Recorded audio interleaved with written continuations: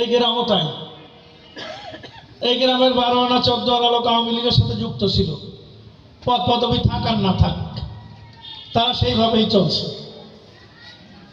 এই জন্য আমি কোনো অভিযোগও করার সাথে কোনোদিন করিনি।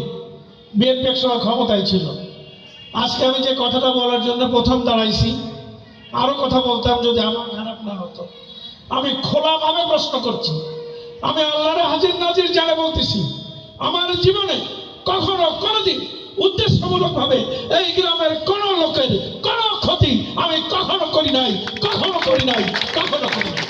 আমি প্রকাশ্যে জিজ্ঞাসা করতে চাই, আমার বিরুদ্ধে যদি কারো কোনো অভিযোগ থাকে দয়া করে দাঁড়ায় বলবেন, আমি সেই অভিযোগের কৈফিয়ত দেবো যে আমি এই কাজটা করেছি কি করি নাই।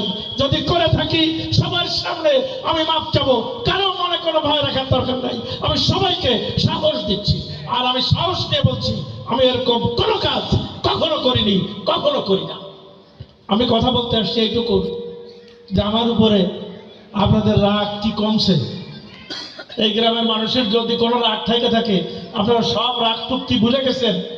আমি যখন বাড়ি আসি আমার পরানটা ভরে যায়। যদি আপনারা একটু আগে যে আমার বাড়ি বসেন, একটু চা খান, আমার একটু জিজ্ঞাসা করেন দিবু মিয়া কেমন আছো।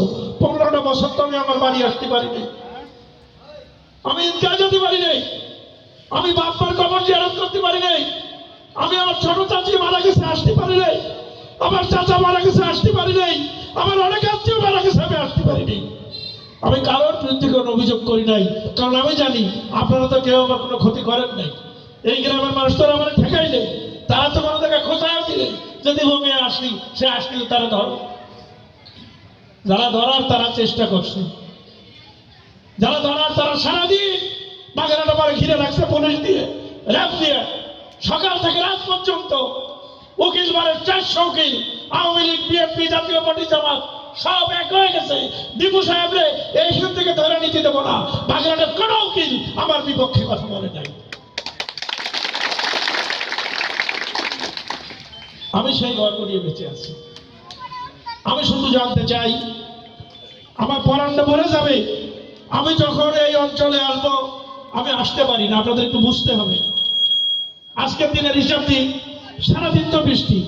কালকে রাত্রে 9:30 বাড়ি এসে পৌঁছাইছি, টেলিভিশনের খবর আইছে রাত 11:30টার সময় আমার টক শো করতে হবে অনলাইনে।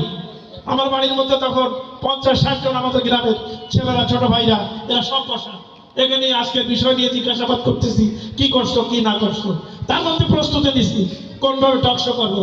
রাত 11:30টায় বাংলাদেশের রাজনীতির বর্তমান সময়ে এনসিপি পার্টির 2 নম্বর নেতা আর কমিউনিস্ট পার্টির 1 নম্বর নেতা আর আমি টকশো করছি।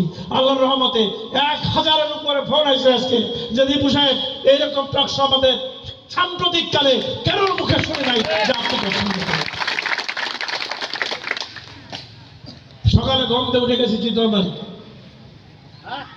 রাজনৈতিক মিটিং, বিয়ে বাড়ি সেরে সোজা আপনাদের এখানে এসে নামছি।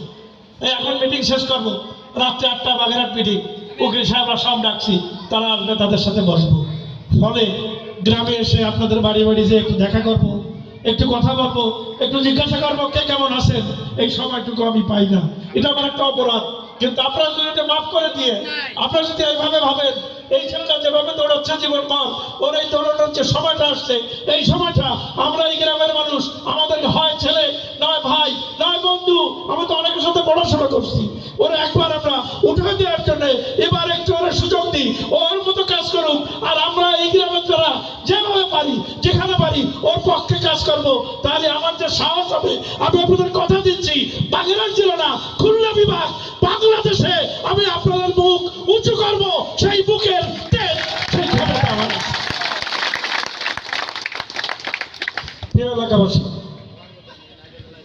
আসলে তো আমরা খুব এমন কোন স্তরের মানুষ না। এমন একটা গ্রামে বসবাস করি আমরা, যে গ্রামে বললেই আজকাল কোটি টাকা তো বহু মানুষ আছে। আমার গ্রামে একজনও নাই, আমার দেহে দেহে যা বুঝি 1,85,000 টাকার মালিক এরকম কেউ আছে আমার ঠায় আসলে, থাকলে থাকতে পারে, কিন্তু আমার মনে হয় না আছে। আমরা সেই গ্রামের মানুষ। সেই গ্রাম যদি বাগেরহাট জেলায়, সেই গ্রাম যদি মোল্লাহাট থানায়, সেই গ্রাম যদি খুলনা বিভাগের নেতৃত্ব দিতে পারে, তাহলে এটা এই গ্রামের গৌরব না? এই গ্রাম বড় হয় না? এই গ্রামের পরিচয় বড় হয় না?